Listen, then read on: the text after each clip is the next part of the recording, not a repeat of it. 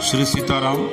हिंदू धर्म में करवा चौथ का काफ़ी महत्व है और ये पर्व महिलाएं अमूमन अपने पति की लंबी उम्र के लिए करती हैं और जिस तरीके से तीज का व्रत किया जाता है ठीक उसी तरीके से करवा चौथ का व्रत भी किया जाता है। और इस पर्व में जो महिलाएं होती हैं वो माता करवा की पूजा करती हैं और अपने पति के लंबी उम्र की कामना निर्जला व्रत यानी कि उपवास करके करती हैं। और ये भी कहा जाता है कि पति और पत्नी के बीच जो है वो रिश्तों में काफ़ी मजबूती मिलती है इस करवा चौथ के पर्व को करने से। तो आइए आपको हम बताते हैं कि करवा चौथ जो है वो कब है और किस तरीके से किस विधि विधान के साथ ही इस पर्व को करना चाहिए।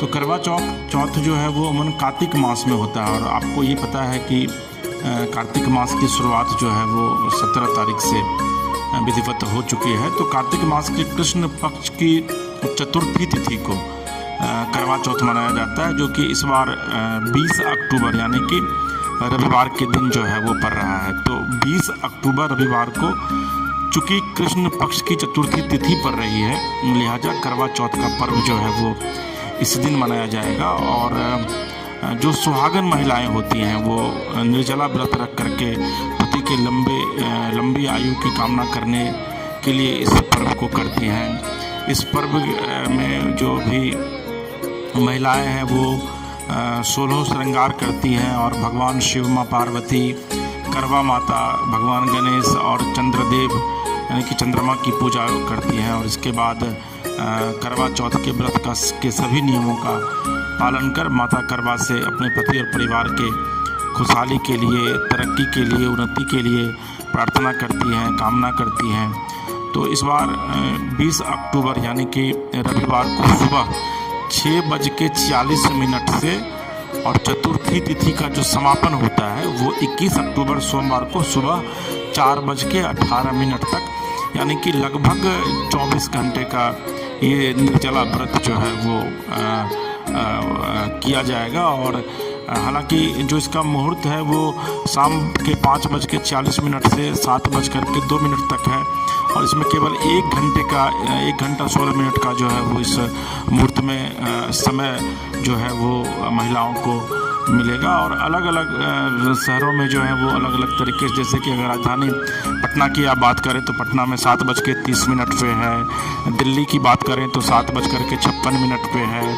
इसी तरीके से अगर आप मुंबई की बात करें तो 7:44 पे है। इसके अलावा आप अगर गाज़ियाबाद की बात करें तो 9:08 पे है, जयपुर में 8:05 पे है। तो ये जो समय है और इस करवा चौथ में चांद की तरफ जो चलनी होता है उसको रख करके और अपने पति के चेहरे को उसके सामने ला करके महिलाएं जो हैं वो करवा चौथ का व्रत करती हैं।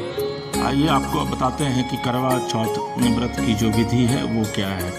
दरअसल में जो संपूर्ण पूजन सामग्री है उसको आप एक जगह पर जमा कीजिए और व्रत के दिन यानी कि 20 तारीख को स्नान आदि करने के पश्चात मम सुख सौभाग्य पुत्र पौत्रादि सुस्थिर श्री प्राप्तये करक चतुर्थी व्रत महम करिष्ये, ये बोल करके एक संकल्प जो है वो महिलाओं को लेना चाहिए।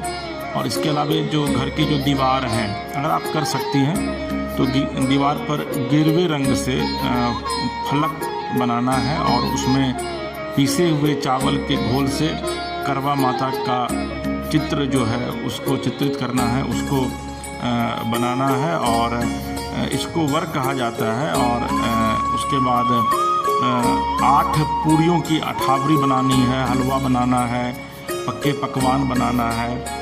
फिर मिट्टी में हल्दी मिला लीजिए और उससे गौरी बनाइए और उनके गोद में, माँ गौरी के गोद में गणेश जी को बिठाइए के आसन पर। और अमूमन हर एक घर में चौकी होता है छोटा सा जिस पर लोग पूजा करते हैं, तो उस पर आसन बना करके उस पर रखिए। माता गौरी को सुहाग की तमाम सामग्री से जो है उनका श्रृंगार कीजिए।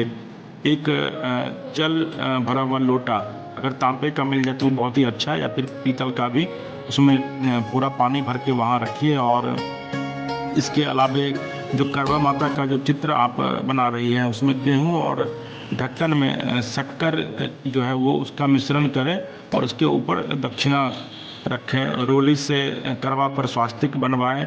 गौरी गणेश और चित्रित करवा के परंपरा अनुसार पूजा करें और पति की दीर्घायु होने के लिए आप कामना करें। और एक मंत्र और है, नमः शिवाय सर्वान्ये सौभाग्यम संतति शुभाम प्रियच्छ भक्ति युक्तानाम नारीनाम हर बल्लभे।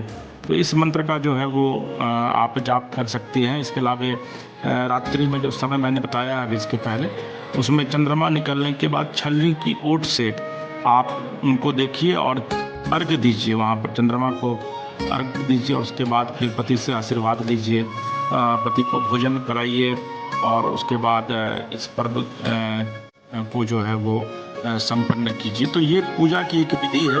अगर इस विधि से आप पूजा करते हैं तो निश्चित तौर पर पूजा जो है वो काफ़ी फलदायी मानी जाती है।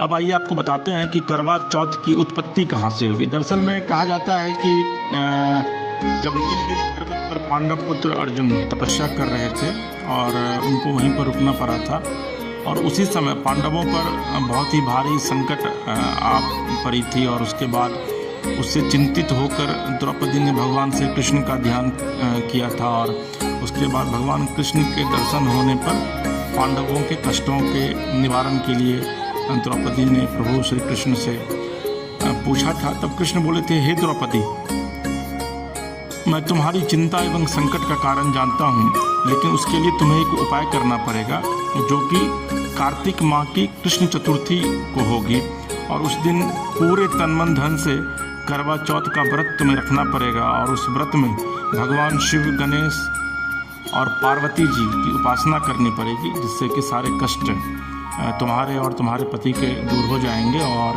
सब कुछ ठीक हो जाएगा। और उसके बाद प्रभु श्री कृष्ण की आज्ञा का पालन कर द्रौपदी ने वैसा ही किया और उसके बाद शीघ्र ही द्रौपदी को न सिर्फ अपने पति के दर्शन हुए, पांचों पति के, बल्कि उनका कष्ट भी जो है वो दूर हो गया। तो ये बेसिकली द्वापर युग से चली आ रही परंपरा है, जिसको भारत की अगर आप बात करेंगे तो भारत में दक्षिण भारत की महिलाएं जो हैं वो ज़्यादा करती है। हालांकि अब उत्तरी भारत में भी इस परंपरा की शुरुआत हुई है, लेकिन उत्तरी भारत में मैक्सिमम जो महिलाएं हैं वो तीज का व्रत करती हैं। तो तीज भी एक तरीके से शिव पार्वती की ही पूजा है, शिव और गौरी की ही पूजा है, और करवा चौथ भी शिव, गौरी और प्रभु श्री गणेश की ही पूजा है। तो दोनों में कई समानताएं भी हैं।